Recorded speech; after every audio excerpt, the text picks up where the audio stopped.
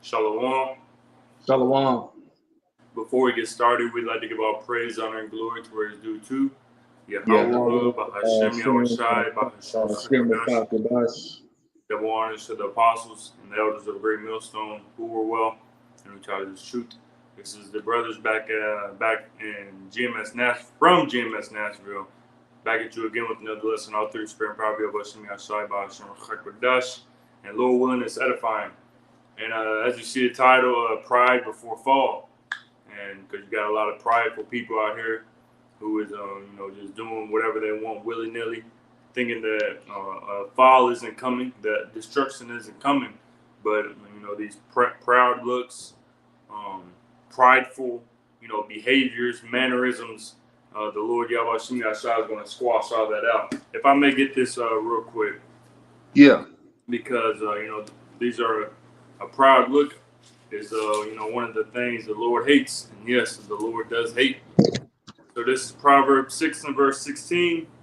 These 6 things that the Lord Yahweh hate, yes, 7 are an abomination unto him.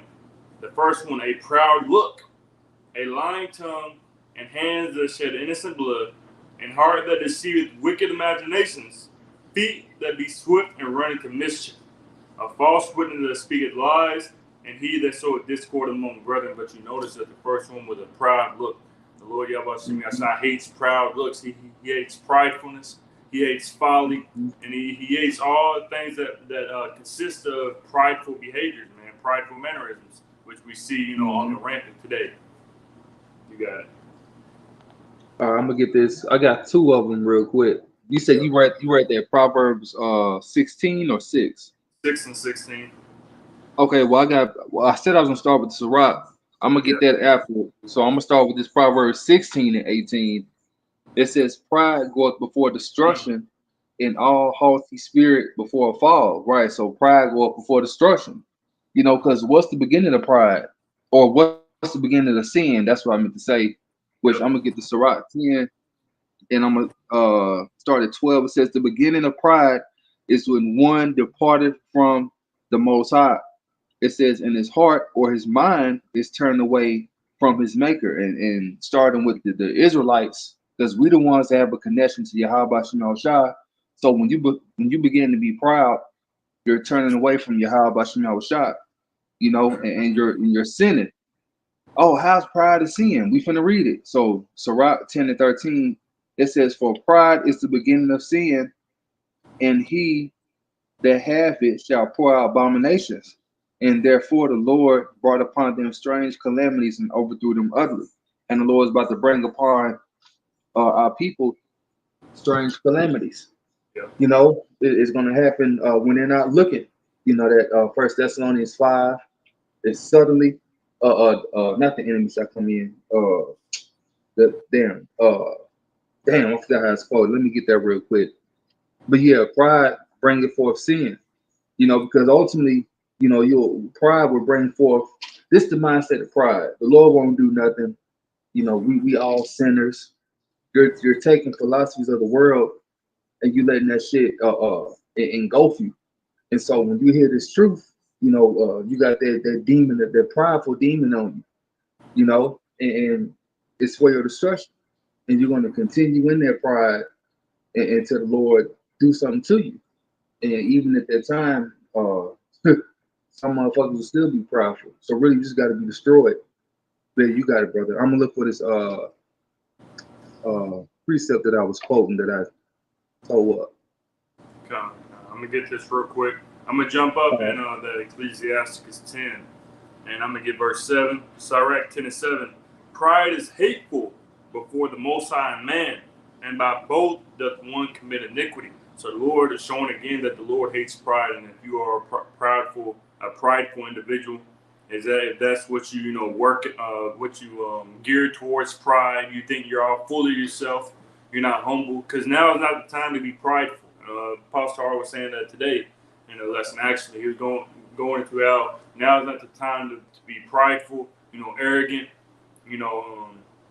having a lofty look, thinking that you're high and mighty. Now is the time to be humble, meek, lowly, putting yourself in a lowly position so that the Lord Yahweh Yasai, has mercy upon us and exalts us in due time, Lord willing. So again, it says pride is hateful before the Most High man, and by both does one commit iniquity. So that's what pride does. It leads you to committing iniquity, transgression, and just like the brother just read, when you jump down into that verse, pride is the beginning of sin. Because you get proudful, and now you're looking like Esau, and now you got this proud, lofty look, and now you think you're the shit when you really nobody. It says, "Fear thou not, O worm Jacob." We're worms. There's nothing to be proud of while we're in this captivity, in this lowly state that we're in, man. So why are niggas being prideful? That's the question, man. Yeah. And this that precept that I was quoting, because this is what's going to happen to you. So 1 Thessalonians 5:2, it said, 3, it says, "For when they shall say peace and safety, then sudden destruction cometh upon them, as travail upon a woman with child, and they shall not escape." Right, so that your peace and safety, like God says in Sirach, your security, you're going to be destroyed. But they can say, Yahweh is not going to do nothing, or that's not the real name, he's not the real God, or they're not the real powers. You're going to be destroyed because your pride and your arrogance, man. And I'm gonna get this too, because really we're speaking about you funky ass Israelites out there, 2/3 that call yourself teaching, and you think you put yourself on this pedestal. But what the brother had quoted, the precept said, basically humble yourselves and the Lord will exalt you in due time, roughly paraphrase. So you're going to be exalted in the time to come. You let the Lord do that. You do your fucking part, be lowly, be a servant of Yahweh Shai, and the Lord's going to exalt you in that time to come. The Lord says he's going to give us fame and praise in the land where we'll put the shame at. So wait for that. You want the fame now because you was nothing in the world. So I'm gonna get this Romans 12, and I'm gonna get 2 because many of you are not transformed in your mind. You haven't put off that old man.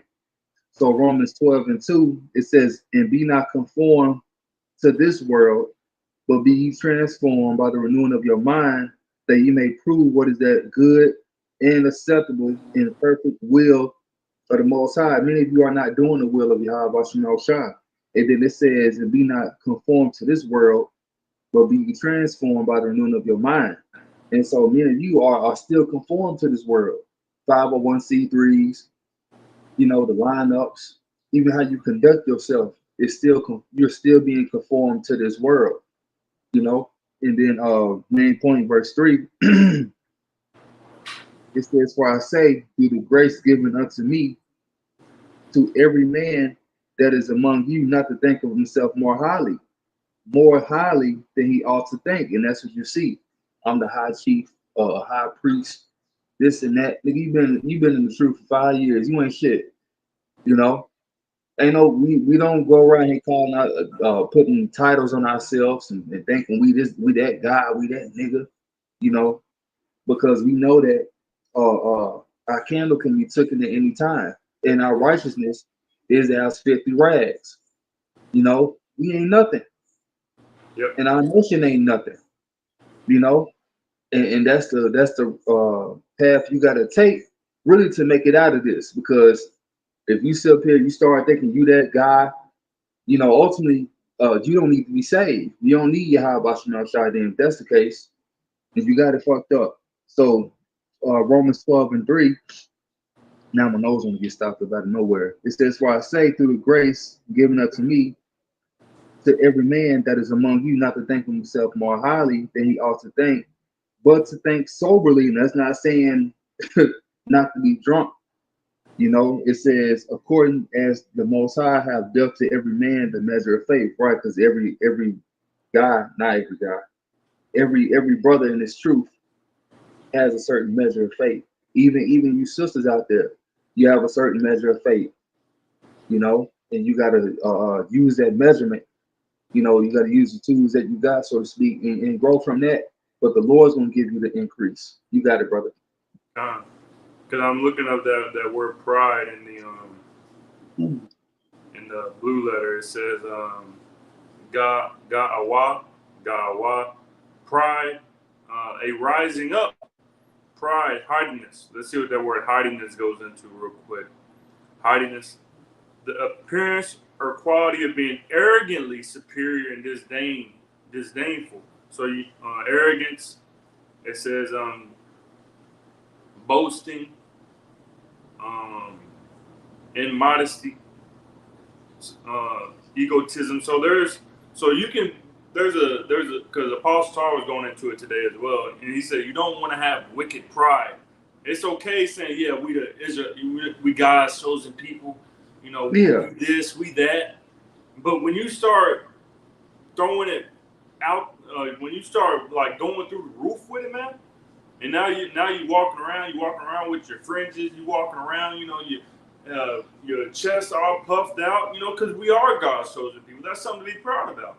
But when you start saying stuff like, I'm the elect, and I'm this, I'm King David, I'm Ezekiel, I know who I am. When you start like, everybody needs to look towards me, everybody needs to follow me. When you start doing stuff like that, now that's the wicked pride coming out, man.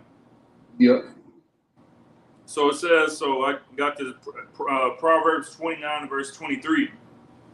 A man's pride shall bring him low, but honor shall uphold the humble in spirit. So we got to be humble. We got to be meek. Yeah, but what does it say? It says that we are sent forth as sheep among wolves. Be therefore wise as serpents and harmless as doves. We got to be wise while we're walking in this wicked society. Within the wickedness and the ungodliness surrounded by us, man, because Esau can just snatch us up just like that and say, hey, you did this, you did that.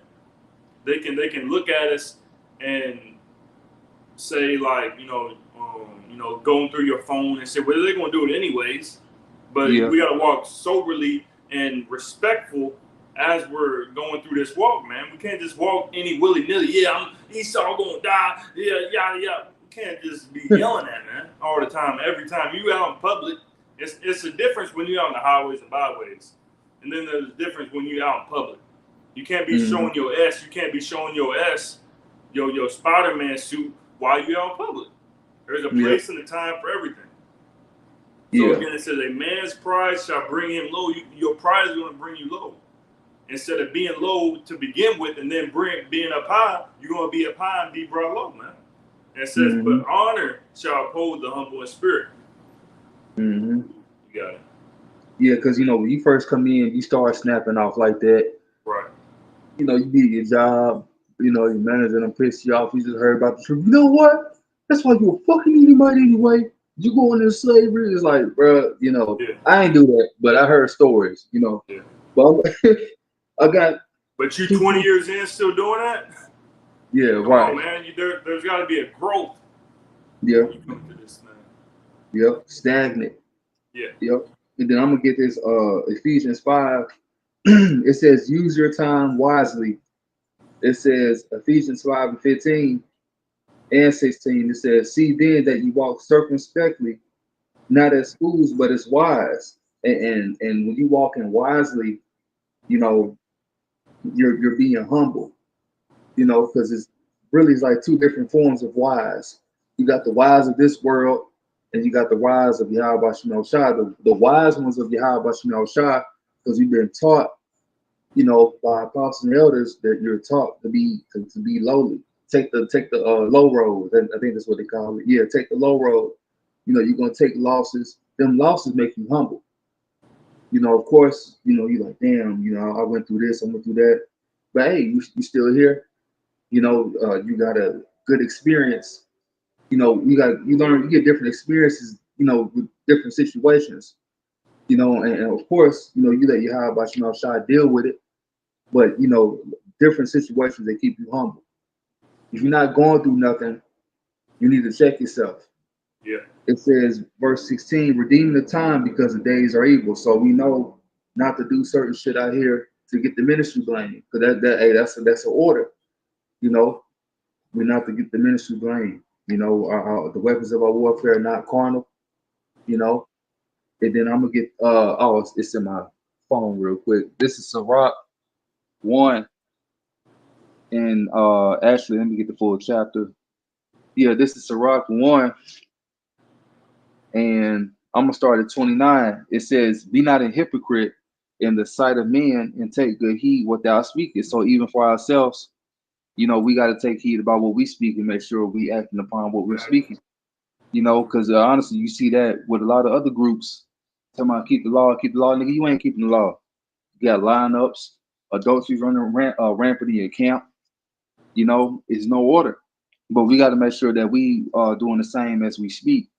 Because another precept, I believe it's in Matthew 7, talks about judge not.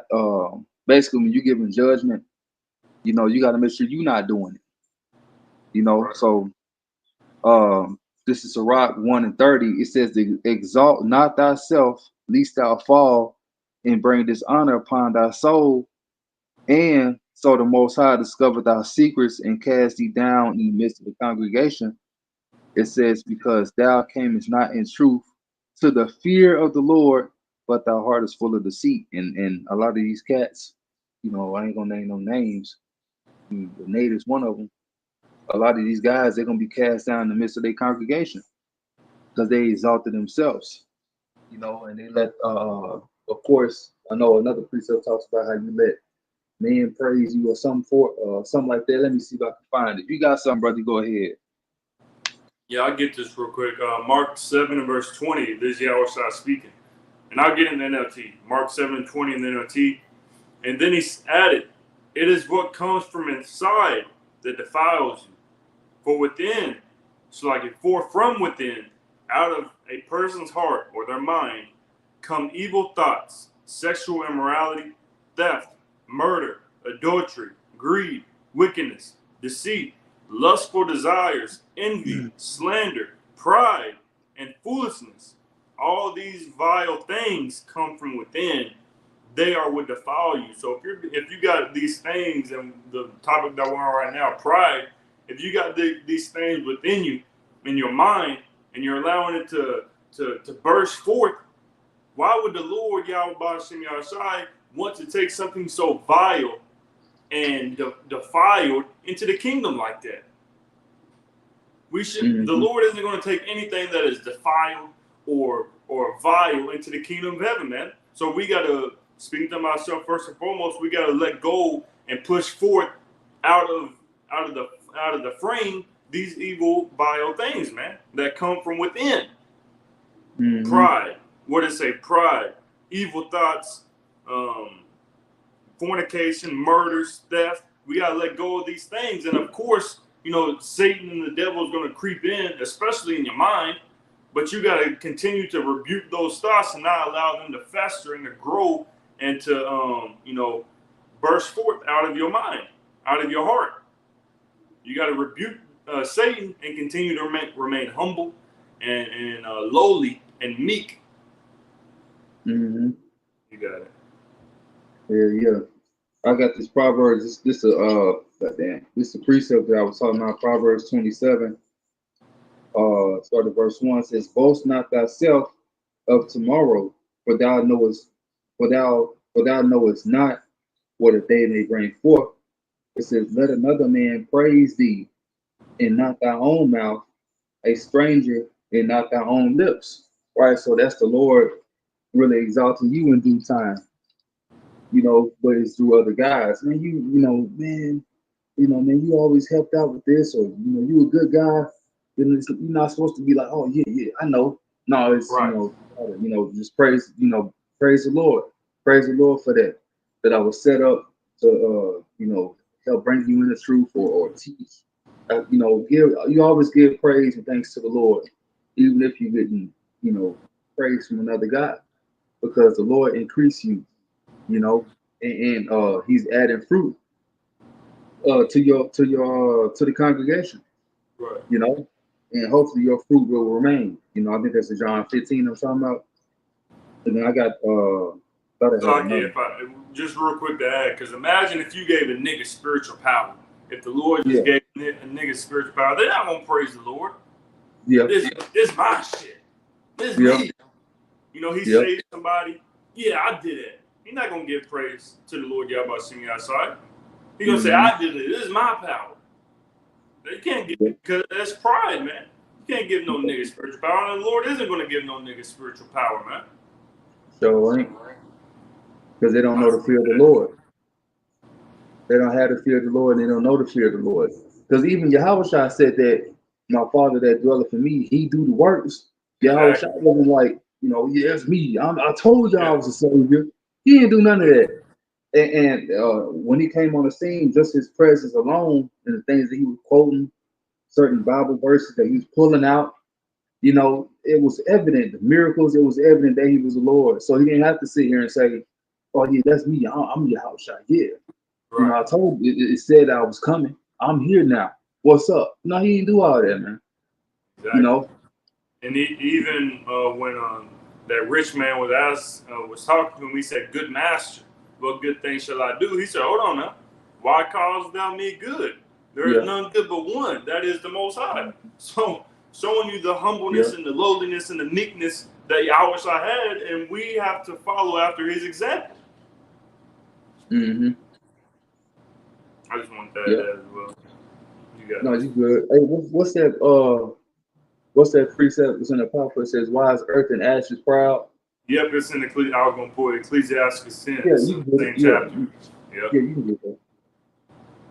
You want me to pull it for you? Yeah, you can break it down too if you want to, bro. All right. Ecclesiastes or Sirach 10:9. Why is earth and ashes proud? There is not a more wicked thing than a covetous man. For such an one setteth his own soul to sell, because while he liveth, he casteth away his bowels. Just like it says, why is earth and ashes proud? I think I poured it in the G&T. Yeah, in the G&T it says, we are only dust and ashes. What have we got to be proud of? There ain't nothing that we can be proud of. Again, we're mere worms. We're mere clay in the face of the potter. Who's the potter? The Heavenly Father, Yahweh Hashem Yahushai. We're nothing but clay. We're nothing but worms. We're earth and ashes. So why are we proud? Why are Israelites proud? When we are in slavery, when we are under the hand of our enemy, when we do not own any land, we don't own anything. And if you do own something, you still got to pay some type of taxes and money to the devil. If you own a business, how do you keep your business going? How do you keep the lights on in your business? You got to pay you got to pay the light bill. How do you property taxes, building taxes, whatever? There's the mortgage. There's always something that you got to pay to the devil. We don't own anything. We don't have anything here. So what do we to be proud about? Yep. Nothing, man. You got it. I got this real quick because we know that Esau is the ultimate proud. You know, these other nations, the heathen, they're very proud. Why? Because we're under their feet, so to speak. You know, the Lord gave us up to them. So I'm gonna get this. Malachi 4:1. It says, "For behold, the day cometh that shall burn as an oven, and all the proud, yea, and all that do wickedly shall be stubble." And that's another reason why we're not proud, because we know that the stuff that we have, the carnal stuff that we have, cars, houses, apartments, whatever, clothes, all this shit gonna be gone. There's nothing to be proud of. This is not our rest. You know, we're in captivity, like how the brother quoted. So it's nothing to be proud of. Everything is gonna be gone. You know, so in the kingdom, we're gonna boast and so forth, but we earned that. We didn't really earn nothing on this side, but we earned that through Yahweh Shema Shai, the certain things that we're gonna go through and go with the elect, the first fruits, all this stuff we're gonna earn back our heritage, our families, our power, So in that time, it's gonna be our time to boast, but we're boasting in righteousness, And then I'm gonna finish reading this. You got something else too, brother? No, I ain't got nothing else. All right, this will be it. It says, "For behold, the day cometh that shall burn as an oven, and all the proud, yea, and all that do wickedly shall be stubble, and the day that cometh shall burn them up, said the Lord of hosts, that it shall leave them neither root nor branch." Right. So Esau, Edom, these other nations, well, starting with here, Babylon the Great, this is when it's gonna, you know, burn as an oven. All these other countries that get hit with nukes is gonna burn as an oven. But really, you know, it's going into America.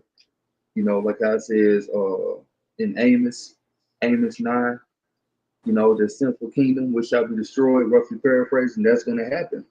You know, so hey, there's no point in you being proud, Jacob. I'm gonna keep reading this, and this is for the elect. It says, verse 2, but unto you that fear my name, and that's the main goal to salvation, is fearing Yahweh Bashim Shah, because that leads to his wisdom, knowledge, understanding, the fear of the Lord.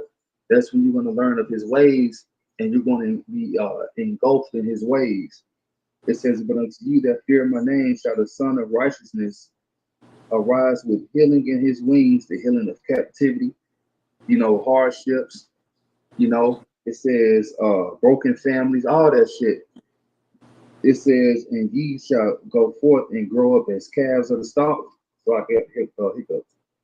Grow up as calves of the stall, and ye shall spread down the wicked, and there shall be ashes under the soles of your feet in the day that I shall do this, said the Lord of hosts. So the Lord of hosts is coming with healing in his wings, deliverance and destruction. Deliverance and destruction is what's coming. What do you want? Which one do you want? You want deliverance or destruction? And many of you will follow that path to destruction, which is the left side, and the righteous are going to be on the right side to deliverance. So you can close it out if you want, brother. Come. So, like again, you know, the title was "Pride Before the Fall," and the fall is coming to those who are proud, man. So, you know, like first and foremost, me, man. You know, we examine ourselves daily. Examine yourself whether if you be in the faith. You know, if we're doing the right things. You know, are we proud? Are we this? Are we that? You know, we got to continue to examine ourselves to the end. Make sure that we are saved from the coming destruction, so that we don't fall. Mm-hmm. So, Lord willing, this lesson was edifying to the spirit, to the body, to the fold. And before we end it off, we like to give our praise, honor, and glory to where it's due to Yahweh, Bahashem, Yahushai, Bahashem, double honors once again to the apostles and the elders of Great Millstone. Until next time, Shalom. Shalom.